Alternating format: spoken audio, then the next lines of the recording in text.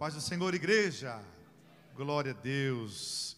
Quero agradecer a Deus pela rica oportunidade de estar ministrando. Quero convidar minha esposa para estar do meu lado aqui também, nesse tempo na Igreja Assembleia de Deus, onde a gente tem visto a mão do Senhor conduzir a vida do pastor Sérgio, nosso pastor presidente, e também do pastor Juari, do pastor Rogério Gravieski e de uma equipe de irmãos e irmãs que trabalharam muito em oração, em jejum, em pesquisa, para estar com esta revista pronta, como uma ferramenta poderosa da parte de Deus para abençoar as nossas vidas. Os irmãos podem tomar assento, fiquem confortáveis. Eu quero agradecer a Deus, pastor, mais uma vez, por poder falar aqui nessa tribuna, onde estou rodeado de pastores, evangelistas, presbíteros, obreiros da casa de Deus que têm compromisso com a palavra do Senhor. Amém? E eu hoje também agradeço a Deus pela oportunidade de estar ao lado da minha esposa, podendo compartilhar com os irmãos este tema rico e fundamental, que é a aliança no casamento. Os irmãos que têm a sua apostila, na página de número 22, nós vamos fazer a apresentação por alguns slides que já estão na tela também, mas os irmãos que trouxeram a sua apostila, eu não sei se tem disponível aqui no Templo Central alguns exemplares, mas se os irmãos que não têm ou não receberam a sua apostila, não fiquem preocupados com isso, porque a gente vai estar abordando os assuntos e lendo alguns assuntos, mas também expondo os slides dos temas principais dessa apostila, que na página 22 está a terceira aula que nós vamos aplicar. Quero cumprimentar minha esposa. Paz do Senhor. Está feliz, minha esposa? Paz do Senhor, meu amor, com toda certeza. Paz do Senhor, igreja. Amém. Alegria poder estar aqui ministrando esta lição. A aliança no casamento. Coisa tremenda, né? Que Jesus quer fazer e relembrar nós. Porque o casamento, ele é constituído pelas pequenas coisas, que no meio do caminho, muitas vezes, a gente passa despercebido. Aliança no casamento, Deus quer trabalhar nesta noite como tema. Amém? Amém, irmãos? E para tanto, lá no slide, nós já temos o título, e eu gostaria que os irmãos lessem comigo lá, a lição 3, e tem um título. Vamos ler juntos no 3? 1, 2, 3. Aliança no casamento. Amém? Para ficar mais bonito, vamos ler mais uma vez? 1, 2, 3. Aliança no casamento. Lá embaixo tem um subtítulo que está escrito assim, ó: um pacto para toda a vida. E nós colocamos ali, não está na sua apostila, mas colocamos um texto base para esta leitura, que está no livro de Mateus, capítulo de número 19, 6, que diz ali, né? Portanto, termina dizendo: portanto, o que Deus uniu, não separe o homem. Amém, queridos? E nós vamos usar como texto base esse versículo, a parte final dele, para introduzir este assunto. Na apostila está escrito assim, vou fazer uma breve leitura. Nas estatísticas do IBGE, o número de casamentos bateu o recorde no ano de 2010.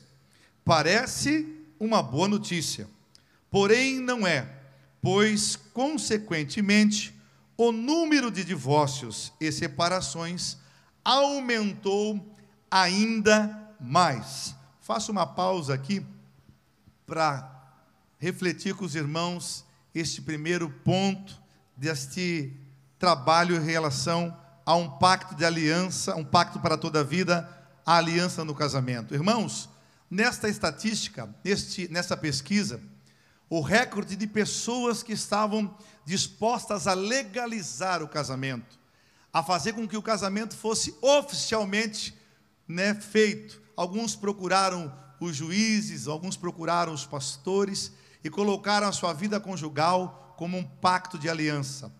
Foi um recorde que neste ano foi feita a pesquisa e alcançou esse número. Mas em contrapartida, Michele, a gente também leu aqui, os irmãos que estão comigo com a revista na mão, que aumentou, consequentemente, o número de pessoas que se divorciaram. aumentou o número de pessoas que se casaram, oficializando o casamento, mas também o número de pessoas que se divorciaram também aumentou. Vamos entender por quê? Na sequência da leitura diz assim: de acordo com o mesmo instituto, algumas razões são apontadas como causa para tais divórcios. Entre elas estão alterações nas leis sobre o assunto que facilitou ainda mais o processo de divórcio e a consolidação da aceitação do divórcio pela sociedade. No segundo slide, nós temos uma explicação breve e objetiva. As pessoas, então, estão se separando porque a sociedade aceita com facilidade, em condição, porque não demora e não custa nada. Irmãos, a sociedade, nós estamos incluídos como igreja, mas também fizemos parte dessa sociedade. Nós estamos vendo o casamento ser diluído. Nós estamos observando que as pessoas, muitos casais nos procuram pela misericórdia de Deus, para dar algumas vezes um conselho, ouvi-los, e a gente observa que alguns deles já vêm sem aliança, pastor Sérgio. Eles já estão sem esse pacto, já tiraram a aliança, e eles vêm para pedir uma opinião, muitas vezes para tentar solucionar, mas eles já vêm sem aliança.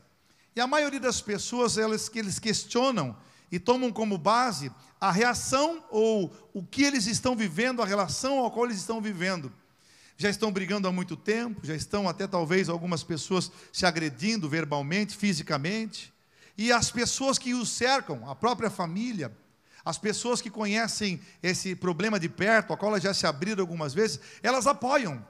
E elas dizem: ó, o seguinte, se é para viver assim, uma vida de briga, de discórdia, se é para ter dentro de casa duas pessoas que só sabem brigar, se ofender, se machucar, então que se separem. É o tipo de pensamento que a sociedade lá fora aceita com facilidade. Esse tipo de pessoas que vêm cheio de, muitas vezes, de marca da sua vida. Talvez aqui, Michele, nós estejamos falando para uma plateia, irmãos, para um público, para irmãos, que talvez já passaram pelo primeiro casamento, pelo segundo, e talvez estejam até no terceiro casamento. E o irmão pode pensar, a irmã pode pensar: meu Deus, e agora? O que é que eu vou fazer? Irmãos, eu acredito no meu coração que ninguém casa pensando em se separar.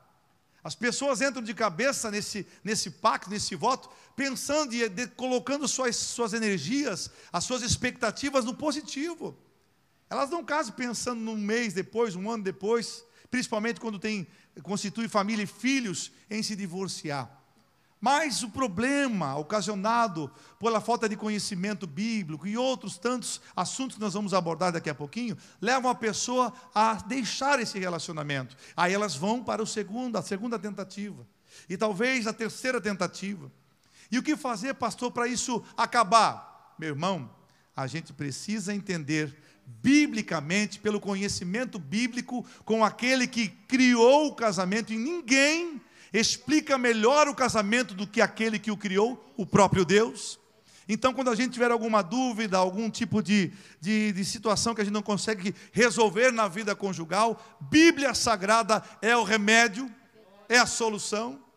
E a gente começa a entender que para isso cessar, e a pessoa realmente entender o pacto da aliança, o pacto para a vida toda, o compromisso da aliança no casamento, ela deve refletir sobre o comportamento dela, à luz da Bíblia, e parar de errar.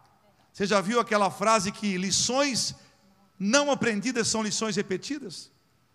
Eu me direciono talvez aqui para um público que tem aqui dentro professores formados em pedagogia, lecionam algumas matérias na escola, e eu pergunto para essas pessoas talvez que estejam aqui: dá para aprovar um aluno se ele não aprendeu o assunto? Não tem como. Nós precisamos que esse aluno aprenda o assunto, esteja apto para ser aprovado, para a gente passar por uma outra fase, não é assim? A gente mede ele como? Fazendo uma prova, um teste, um exercício, para ver se ele absorveu todo o conteúdo e sabe expor a opinião dele, ou sabe responder os questionários Dali sim, então, a gente começa a ver que a pessoa está apta para passar adiante para uma nova fase. Assim também a vida conjugal, irmão, irmã. A gente observa que os casais, quando não entendem o que é aliança num casamento, elas vão tentando das mesmas formas, e se não cuidarem, os problemas que não são resolvidos, principalmente à luz da Bíblia, vão se repetir com esse, com essa, e a gente pode nesta noite, através da Bíblia Sagrada, ver a mão de Deus trabalhar e dar um fim nisso, e você ser feliz plenamente, porque Deus quer participar do teu casamento, da tua aliança. Amém? Um texto bíblico que a gente expôs ali, também no livro de Marcos, capítulo 10, verso 9, que diz: portanto que Deus ajuntou, não separe o homem. Amém, igreja? Uma das maiores causas que os casais nos procuram e muitas vezes nos questionam é em relação ao amor. Muitos deles vêm e a gente pergunta para eles, né, quando sentamos frente a frente com eles, se eles ainda se amam. E eles se colocam em dúvida em relação que nós sabemos, que conhecemos a palavra de Deus, que é uma decisão. Mas eles veem muitas vezes como um sentimento. E se confundem em relação a esse sentimento. Mas nós vamos para a palavra de Deus e eu quero perguntar algo para a igreja. Quantos acreditam que o amor acaba ao ponto de se divorciar um casal? Quantos acreditam? Levanta a sua mão para o alto. Vamos participar, gente? Quantos acreditam que o amor acaba? Quantos acreditam então que o amor não acaba? Levanta a sua mão. Mas teve gente que não levantou a mão nem para o acaba e nem para o não acaba. Vamos para a palavra de Deus? No livro de Mateus 24:12, Jesus fala a respeito disso. E é onde nós aplicamos dentro do relacionamento conjugal, quando eles se colocam em dúvida, e isso eles pontuam para um divórcio. Diz a palavra de Deus: por se multiplicar a iniquidade, o amor de muitos esfriará. Isso significa o quê? Que o amor, ele não acaba. O amor, ele esfria.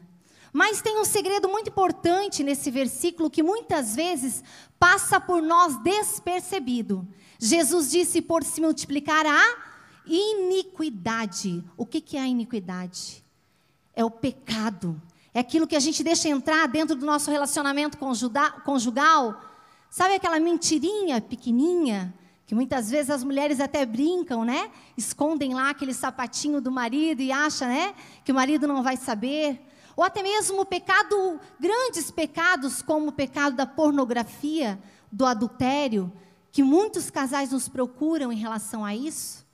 Pecados que a gente vai deixando entrar dentro do nosso relacionamento conjugal e vai esfriando ao ponto do casal vir nos procurar e querer se separar, porque eles não acreditam mais no amor.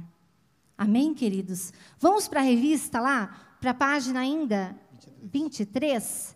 Casamento como um contrato. Esse tipo de união, seja dito, é um modelo predominante na cultura ocidental. O casamento constitui um contrato de natureza especial, com regras próprias de formação. Portanto, o conceito de casamento que conhecemos é um acordo bilateral entre duas pessoas totalmente dependentes do desempenho do acordo. Sobre o contrato, se uma parte falha, a outra não tem nenhuma obrigação de cumprir. Seu compromisso e não está mais ligado em seus termos de contrato, ou seja, né, eles acabam quebrando esse contrato. No mesmo, sendo da nossa cultura o mais aceito, isso não significa ser a melhor opção para os casais. O crescimento desse tipo de união tem como principal fator a ausência de um compromisso duradouro, resultado de um conceito excessivo de liberdade. Estão, então, livres, né, para romper, assim, quando a pessoa vê o casamento como apenas um contrato. O casamento tem sido ofertado às pessoas como um instrumento de realização e satisfação pessoal. Quantos de nós ouvimos isso, né? Vou casar, vou sair da casa do meu pai, da minha mãe, vou casar para ser feliz. Ele está pautando o seu casamento somente na sua necessidade. Amém? Esse é o casamento de contrato. Não raras as vezes, ouve-se casais repetindo as frases tais como: não estou feliz no meu casamento, ou ainda, não encontrei a pessoa certa. Deste modo, basta trocar o parceiro para que se sinta feliz, ao menos temporariamente. Amém, queridos? O casamento visto como um contrato, ele é visto muitas vezes como um casamento descartável. Gostaria de pedir para que o irmão passasse o próximo slide. É assim que muitas vezes as pessoas veem o casamento. E nós vamos representar aqui uma dinâmica para vocês entenderem de como o casamento de contrato é visto. Um casamento descartável. O casamento de contrato, irmãos, vamos representar como se fosse esse copo que você está vendo de uma maneira maior lá no slide, mas aqui pela minha mão também. O que é um casamento de contrato na visão dos dias de hoje lá fora no mundo? É assim, eu uso daquilo que me satisfaz, atendendo às minhas necessidades, e depois eu jogo fora. Descartável, ele é para não dar trabalho, ele é para não ser reutilizado. Então, a frase que colocamos para representar esse casamento de contrato, e usando um copo como uma representação, é: não suportam os desgastes causados pelas diferenças. Não estão dispostos a nada. Não está bom para mim, não fez a parte dele, por que eu vou fazer a minha? Então, é mais fácil a gente descartar aquilo ali. Mas, um casamento que pensa assim, ele encontra as dificuldades do dia a dia. Eu vou representar esse fogo aqui como os problemas que vão desgastando o casamento no contrato. Então a pessoa passa por um problema e ela vai encontrando problemas que vão marcando a vida dela. Problemas de uma expectativa que ela criou com aquele parceiro, com aquela parceira, e se desiludiu. Problemas financeiros que foram lá afetando o casamento. Ela pensou que iriam dividir as despesas, iam dar tudo certo, tinham sonhos, objetivos, projetos, mas aí foram marcados pelo desgaste, né? Aconteceu problemas familiares, né? Talvez um dos cônjuges já tinha outro relacionamento, já tinha um enteado, a gente chama, uma enteada, aí de repente, por esse tipo de relacionamento, de um filho que não é do casamento, teve briga, teve discórdia, foi desgastando, problemas de saúde, né, foram causando na vida da pessoa marcas e foram deformando o casamento de contrato. Quando a gente vê essa deformidade num casamento, que já é descartável, que a pessoa acha que para ela permanecer precisa estar bom para ela, ela observa que o casamento fica assim, irmão, ó, agora não tem nem como utilizar mais, tem que jogar fora. Por quê? Porque o desgaste, aquilo que ocasionou toda essa deformidade, fez com que ela visse assim: olha, não tem mais como permanecer, como ser utilizado, como permanecer casado, porque o desgaste fez o casamento dela ser deformado.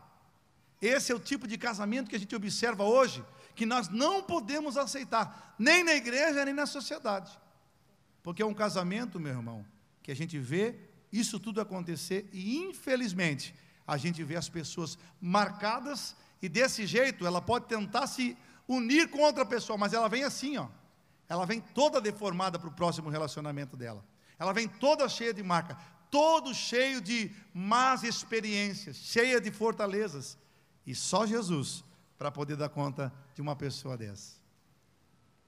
Amém, queridos? Ainda na página 23, vamos então para o casamento com aliança. O casamento como aliança é definido pelo vínculo sagrado entre homem e mulher, instituído e firmado diante de Deus.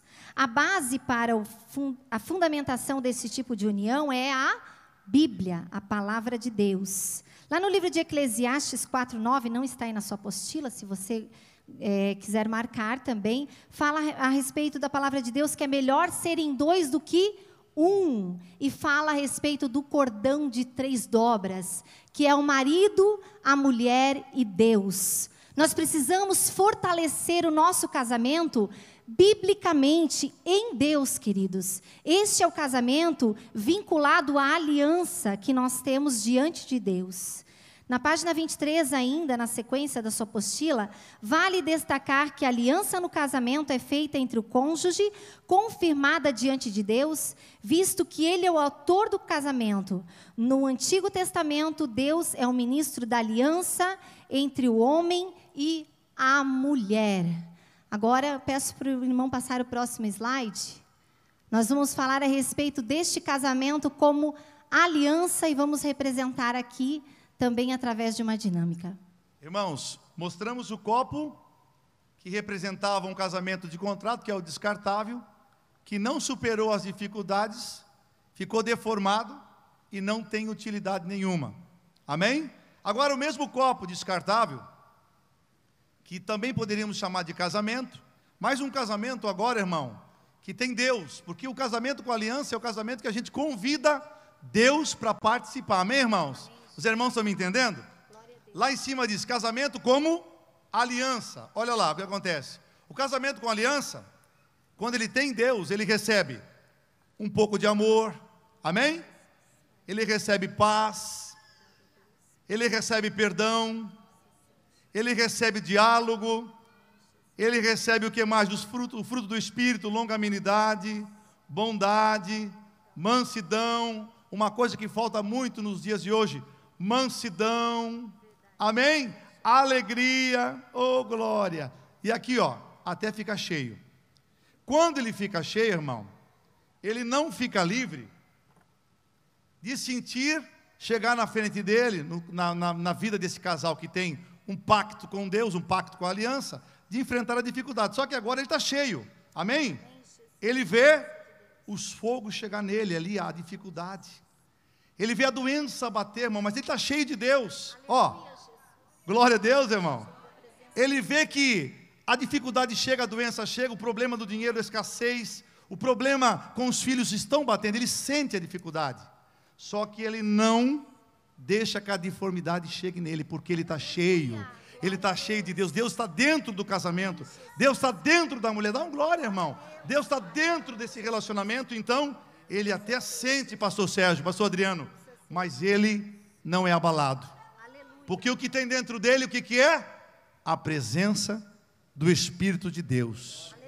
Essa é a diferença entre um casamento de contrato, deformado, irmão, e um casamento com aliança, aonde o casal vai buscar Deus para ser o centro, a base, o pacto maior da aliança. Antes dele pensar em se divorciar, antes dele pensar em largar a mulher, antes dele pensar em abandonar a família, ele pensa, Deus não se agrada disso, isso está fora da palavra. Um dia eu fui diante do pastor, recebi a oração, tinha testemunhos, meus pais, os pais estavam lá dela também, e toda aquela festa não foi somente para a gente celebrar, foi para a gente compactuar, e eu tenho um compromisso, Deus está na minha vida, Deus está na minha casa, e eu não vou abandonar o compromisso que eu tenho com a minha mulher e com a minha família e com Deus. Amém, irmãos? Isso é sério, isso é importante, isso tem que ser para nós o combustível no momento da dificuldade, da luta. Ser cheio de Deus dá para nós todo o respaldo para permanecer firme no pacto da aliança. Amém? Glória a Deus. Vire a página 24, você que tem a sua apostila em suas mãos. Diz a palavra de Deus lá no livro de Gênesis 2, 24. Por esta razão, o homem deixará pai e mãe e unir-se à sua mulher, e eles se tornarão uma só carne. Quando a gente entende, queridos, esse pacto, a gente entende que tem que ser até que a morte nos separe. É verdade. Nós precisamos entender isso e aplicar isso todos os dias e falar para nós mesmos. Porque senão, diante das dificuldades que nós encontramos, né, meu amor? Somos casados há 18 anos. Quantas crises nós já passamos dentro do nosso relacionamento, queridos? Se eu perguntasse para vocês, quantas dificuldades vocês já passaram? Mas nós temos que estar alicerçados na palavra de Deus, vivendo o casamento de aliança e crendo que se nós aplicarmos os papéis, aquilo que Deus colocou e confiou para o homem e para a mulher, queridos, existe papéis, sabia? E se você muitas vezes encontra dificuldade no relacionamento conjugal, corre para a palavra de Deus. Tem muitas pessoas que têm dificuldade de entender os conflitos, de como resolver. Um dia nós vamos ter uma oportunidade de voltar aqui e contar um pouquinho do nosso testemunho, meu e do pastor Marlon. Nós não tivemos instrução nenhuma de casamento, referência nenhuma de casamento, através dos nossos pais, infelizmente. Mas quando a gente decidiu se casar, nós corremos para a palavra de Deus. Foi através da palavra de Deus, nós começamos a aplicá-la no nosso relacionamento conjugal. Então, tudo que se refere à família, casamento, as respostas estão na palavra de Deus. Irmãos, e como Amém? explicar o que é ser uma só carne, irmão? Porque isso fica muito complexo na vida de muitas pessoas. Não entendemos isso. Então, nós vamos representar como um pequeno exemplo de uma dinâmica. Vamos usar esse copo com água aqui. A mulher, vamos representar como esse copo de água aqui, como esta água. A mulher, ela tem flexibilidade. Ela é diferente de nós homens, pastor. O homem já é racional, né? Direto, muitas vezes bem decisivo. Mas a mulher, ela é muito flexível. Então, a mulher, ela se adapta fácil com algumas situações. Por exemplo, se muitas vezes apertou a situação financeira dentro de casa, faltou condições financeiras para comprar aquela roupinha, pastor Adriano, a mulher rapidamente dá um jeito de aprender a costurar. Arruma uma máquina de costura, faz vestido, faz a calça, faz costura a bainha, começa a se virar, faz isso. A mulher tem essa flexibilidade, tem ou não tem? Irmão, faltou o bom dinheiro para comprar aquele bolo de suspiro com morango, que elas gostam muito, ou de chocolate, de prestígio. A irmã vai lá, se vira, irmã, aprende a fazer o bolo, aprende a fazer a massa, aprende a fazer o recheio, e fica melhor do que a panificadora. A mulher tem essa flexibilidade. A mulher come essa água, ela está nesse copo maior, se a gente colocar ela num copo menor, mais estreito, ela vai se adequar. Está aqui, volta para a garrafa, tranquilo. Mas o homem, em contrapartida, irmão, é comparado a esse sorrisol aqui, ó. Não fique triste, chateado comigo, por favor. Mas o sorrisol tem um lado bom, ele é compacto, ele é firme, ele é ágil e ele soluciona as coisas. Amém, irmão? Glória. Só que como a gente vai explicar para vocês o que é ser uma só carne? Faz favor, meu amor, pega o copinho ali. A mulher é água, flexível. A mulher tem outra coisa que a mulher tem que é fundamental. Irmão, se o filho chora de dor, de cólica, de qualquer problema, ela passa acordada a noite inteira, ligada no filho, na filha, na situação.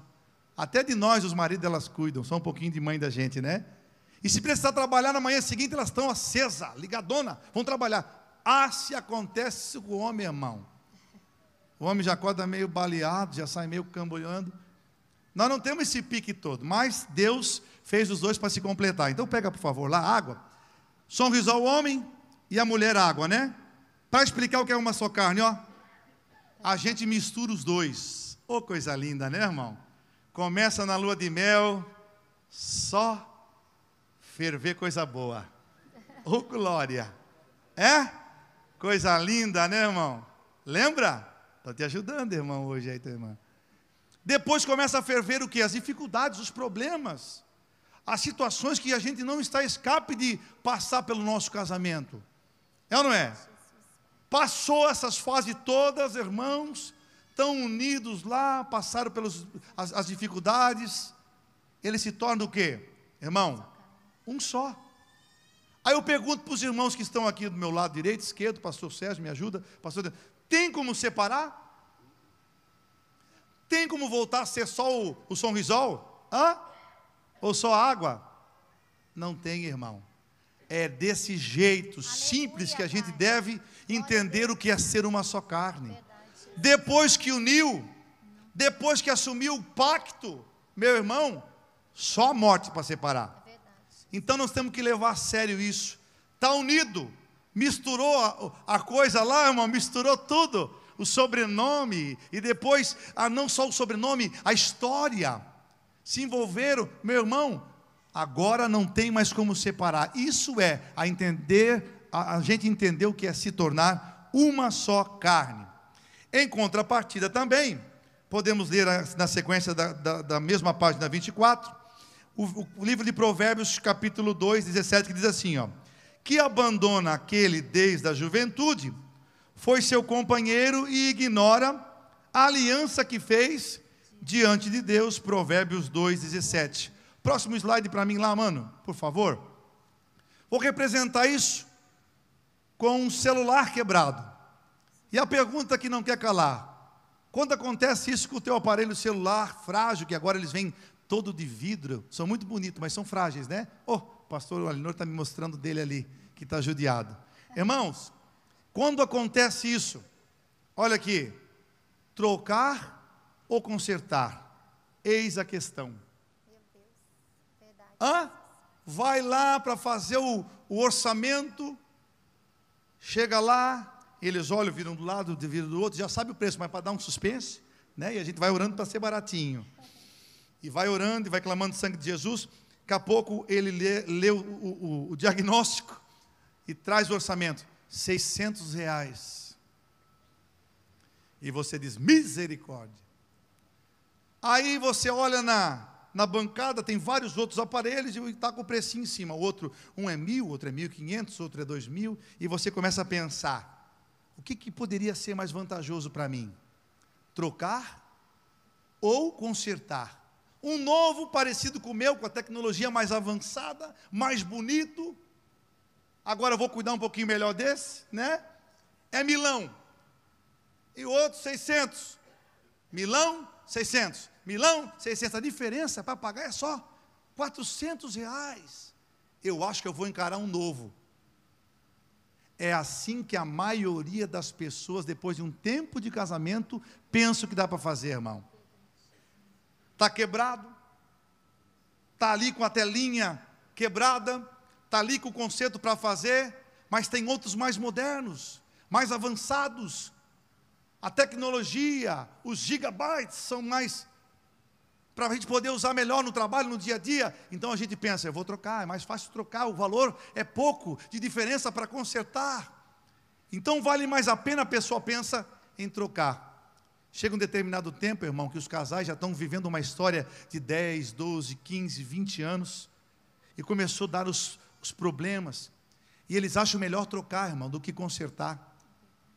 Mas esquece do valor que já foi pago, a história toda que já viveram, o benefício que já teve aquele casamento, aquela convivência. No tempo, lembra que você ficou doente, que ela ficou doente, que vocês tiveram que enfrentar um problema, a escassez, a falta de dinheiro, a crise, o problema emocional, espiritual, quem sabe, problema até ministerial. Ela ficou do teu lado, ele ficou do teu lado, aleluia. Não te abandonou agora porque alguma coisa não está legal, porque alguma coisa está danificada, você vai trocá-lo? Vai trocá-la pelo novo? Não, irmão. O mundo diz que nós devemos trocar. Aleluia. O Senhor diz, conserta. Coloca na minha mão que eu vou consertar. E vai ficar tão bom quanto o novo. E vai ficar tão bom quanto já foi um dia. Porque você sabe o preço que ele tem, o valor que você já pagou e o quanto funciona bem se tiver consertado. Amém, irmão? Glória a Deus. Continuamos a leitura ainda na página 24. Glória a Deus. Vamos para a parte do Novo Testamento. Deus usa o casamento como analogia do seu relacionamento com a igreja. Desta forma, convalidando o ensino da aliança do Antigo Testamento. Ali diz assim, maridos, amai cada um a sua mulher, assim como Cristo amou a igreja e se entregou por ela. Por essa razão, o homem deixará o pai e a mãe, se unirá à sua mulher, e eles se tornarão uma só carne. Referência à Bíblia, que é Efésios, capítulo 5, 25. Meu irmão, minha irmã, principalmente para os homens aqui, para entender a tua parte no pacto, a representatividade que Deus deixa para mim e para você, a mesma que Jesus fez pela igreja. Ele amou a igreja e diga, se entregou. Usa a tua voz grave, se entregou. Então, se Jesus se entregou, o homem precisa também se entregar, irmão. Está disposto a viver a sua parte no pacto. Jesus morreu, daqui a alguns dias vamos celebrar a Páscoa. Amém? O que Jesus fez por mim, por você, pela igreja? É a mesma comparação. Morreu. Se entregou. Só que tem marido que não está disposto a renunciar nada pela mulher, irmão. Quem derá morrer? Se o bandido sacar ali o 38, a faca, e diz, ou ela ou você, ele pega 50, dá tempo de eu sair correndo. É misericórdia, irmão. Mas a pessoa precisa entender a parte no pacto. A responsabilidade do nosso ombro é grande demais. A comparação de Cristo com a igreja é a mesma que eu tenho que ter com a minha esposa. Ele não fala para você fazer isso pelos teus filhos. Ele não fala para você fazer isso pelo teu chamado, pela tua igreja, pelo teu trabalho, pela tua casa, pelos animais domésticos. Tudo você deve cuidar muito bem, porque foi Deus que te deu. Mas Ele dá essa responsabilidade para o homem. Esse homem que entende o que é o pacto, sabe o sacrifício que ele tem que cometer pela esposa. E a comparação é morte. Mas não precisa chegar lá. Muitas vezes um desejo pessoal de atender a tua esposa, de fazer ela feliz, de acatar os desejos dela. Isso não é deixar de ser homem, irmão. Isso não é deixar, afrouxar a coisa, não. É entender que a tua mulher, ela precisa se sentir amada por você e protegida. Pergunta para ela se ela não gosta de se sentir amada e protegida. Claro que ela gosta. É ou não é? Por que a gente pergunta isso? Porque nós somos a igreja, não somos? Somos igreja ou não somos? Irmãos, por que a gente se submete a Deus? Por quê? Porque a gente se sente amado por Ele. É ou não é? Quando Deus fala, você não obedece? Quando Deus te instrui pela palavra, o pastor Sérgio prega aqui, os pastores pregam a palavra de Deus, e você sente Deus falando com você, e Deus te dá uma orientação, você sente Deus falando, você vai fazer o quê? Acatar aquela ordem, se submeter àquela palavra, porque aquela palavra foi dada por Deus que te ama. Amém? E ela serve para te proteger. Por isso que a igreja se sente amada e protegida, e é assim que a tua mulher quer se sentir por você, irmão. Amém? Amém? Ainda na página 24, exemplificando, cabe destacar que a aliança feita entre Cristo e a igreja é eterna, enquanto a aliança entre marido e mulher é válida somente até a morte. Vamos para o papel da mulher, então? Lá no livro de Efésios também, 5:22, diz assim a palavra de Deus: Vós, mulheres, sujeitai-vos ao vosso marido como ao Senhor, porque o marido é o cabeça da mulher, como também Cristo é o cabeça da igreja, sendo Ele próprio Salvador do corpo. De sorte que assim como a igreja está sujeita a Cristo, assim também as mulheres sejam em tudo sujeita aos vossos maridos. E essa também é uma causa, uma das grandes causas, né, da separação e do divórcio. Muitas mulheres têm dificuldade de serem submissas aos seus maridos. E quando nós falamos a respeito de submissão, muitas mulheres acabam torcendo o nariz até em relação a isso. Elas acham porque a gente ocupou um espaço especial na sociedade. Hoje nós, né, como o pastor Marlo disse, nós somos esposa, somos mãe, somos empresárias, né? Tem algumas mulheres que são formadas, às vezes uma formação que às vezes até ganha mais do que o marido. Isso muitas vezes impunha a ela o desejo até mesmo de estar controlando este relacionamento. E elas torcem o nariz porque quando se fala em submissão, elas acham que o marido está pedindo que ela seja, ou até mesmo mandando que ela seja submissa a ele. Mas não é o nosso marido que está deixando essa palavra para nós. É a palavra de Deus que fala que as mulheres têm que ser sujeitas em tudo aos vossos maridos. E o pastor Marlo já fez essa comparação aqui, que todos nós, com facilidade, nós nos submetemos a Cristo. Por isso essa ligação também entre marido e mulher, e a ligação do casamento com Deus também. Nós nos submetemos com facilidade ao nosso Deus Todo-Poderoso, sabe por quê? Porque nós acreditamos que toda decisão que Ele colocar diante de nós e dizer assim, não, a gente está pedindo algo, Ele vai dizer, não, eu não vou te entregar agora. A gente acredita realmente neste amor, e tudo que Ele fizer para nós é pautado no amor, o amor de Deus, correto? Então, maridos, se vocês têm algumas aqui, talvez alguns maridos que estejam presentes, e tem algumas mulheres que têm dificuldade de serem submissas a vocês, reveja o conceito do amor que vocês estão transmitindo para suas mulheres. Porque a partir do momento que a mulher se sente amada, facilmente ela vai se submeter a este amor. Porque ela sabe que toda decisão que ele for tomar lá dentro do nosso lar, dentro da nossa casa, dentro da nossa família, na educação dos filhos, vai ser pautado no amor. Então é necessário que os maridos amem as suas mulheres, para que assim, com facilidade, elas se submetam a este amor. E aí nós vamos resolver grande parte de muitos casamentos que nos procuram para querer se divorciar em relação a essa submissão que elas têm dificuldade. No próximo slide, irmãos, isso, lá na página 25, diz assim, elementos da aliança. Os elementos da aliança no matrimônio são pelo menos 3. Nós separamos lá. Vamos lá? Exclusividade, não aceita terceiro, monogamia, né? Fidelidade é a obrigação recíproca dos cônjuges, ambos têm que ser fiéis um ao outro. E intimidade, irmão, geralmente a união em uma só carne.